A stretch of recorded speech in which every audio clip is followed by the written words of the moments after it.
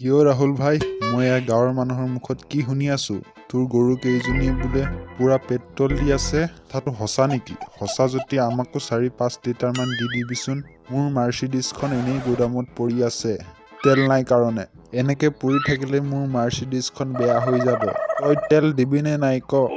কাকাও যে নহয় কি কৈ থাক?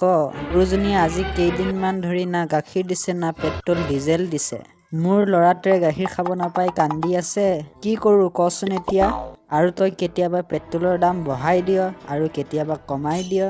আমাৰ মূৰহে গৰম কৰি দিয়। এইবোৰ কিয় কৰিব লাগে কচোন? আমাৰ বহুত প্ৰব্লেম হয়তো। আগতে মই ঘাঁহ কাটিবলৈ বুলেট লৈ গৈছিলোঁ, এতিয়া চাইকেল লৈ যাব লাগে। বহুত দিগদাৰ হৈ গৈছে, তই জানিছ?